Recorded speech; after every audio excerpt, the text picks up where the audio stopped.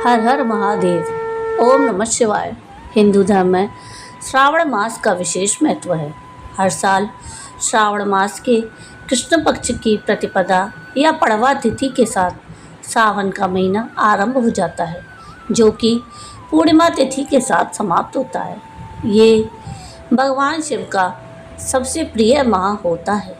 इस पूरे माह के दौरान भगवान शिव की विधिवत पूजा करने के साथ साथ शिवलिंग पर जलाभिषेक, दूध अभिषेक से लेकर अन्य चीज़ों को अर्पित करने से वह अति प्रसन्न होते हैं और सुख समृद्धि का आशीर्वाद देते हैं। श्रावण मास भगवान शिव और माता पार्वती की उपासना के लिए समर्पित होता है। विशेषकर इस मास में भगवान शिव की रुद्राभिषेक, जलाभिषेक आदि के द्वारा विशेष रूप से आराधना की जाती है।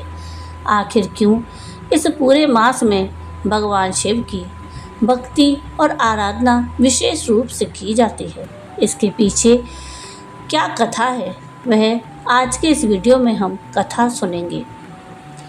मान्यता है कि सावन के महीने में भोलेनाथ पृथ्वी लोक पर निवास करते हैं और अपने भक्तों की हर मनोकामना पूरी करते हैं।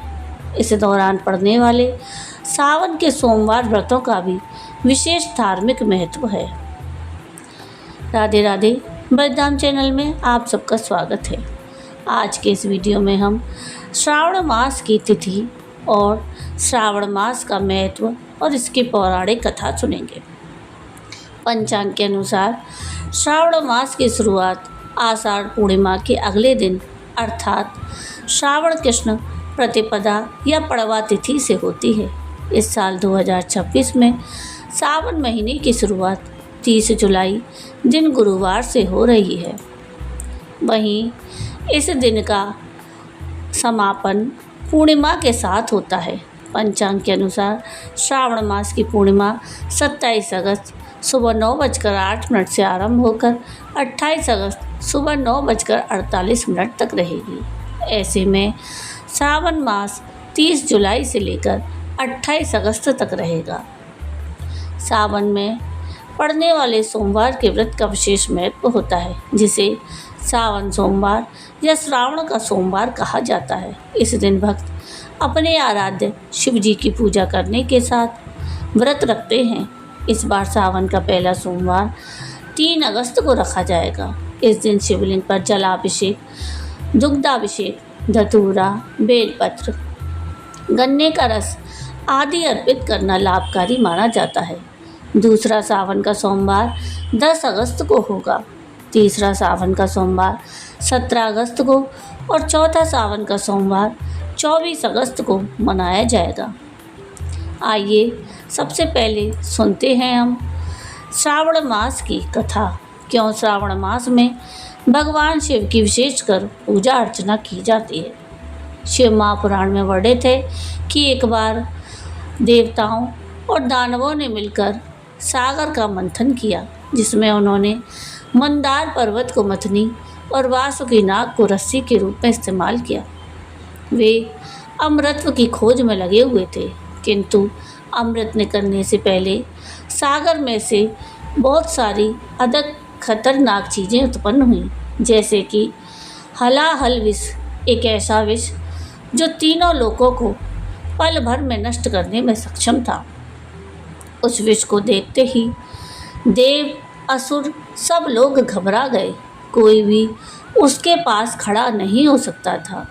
तभी भगवान शिव ने हस्तक्षेप किया। उन्होंने उस हलाहल विष को अपने हाथों में लिया और निगल लिया, किंतु उसे अपने गले में ही रोक लिया ताकि वह आगे ना जा सके।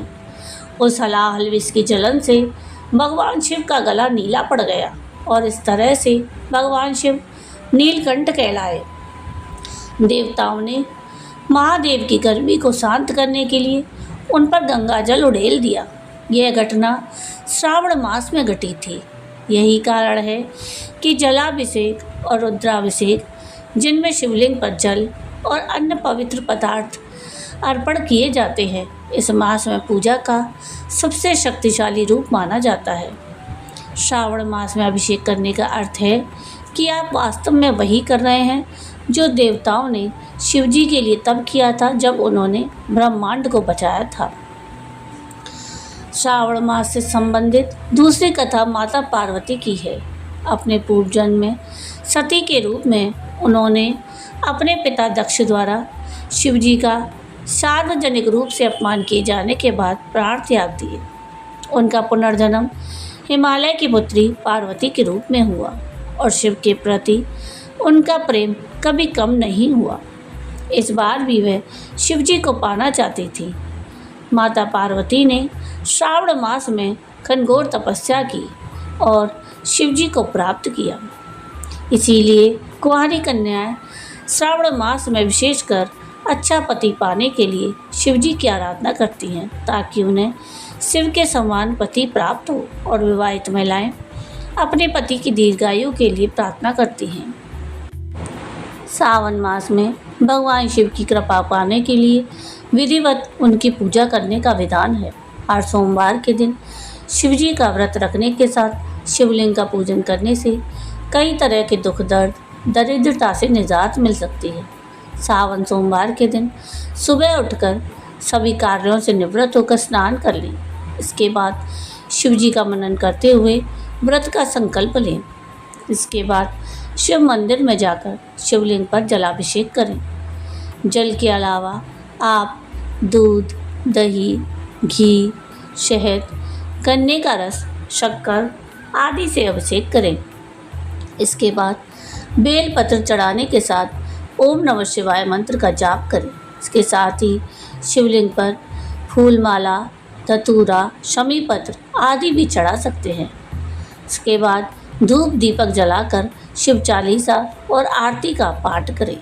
स्कंद पुराण में लिखा है कि श्रावण मास के दौरान स्नान, दान और जप करने से, भगवान शिव की पूजा करने से सभी प्रकार के दुखों से निजात मिलने के साथ कई इच्छाएं पूरी हो सकती हैं।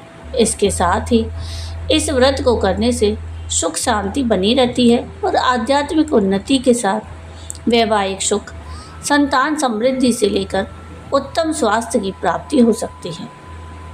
तो ये थी श्रावण सोमवार के विषय में कुछ जानकारी।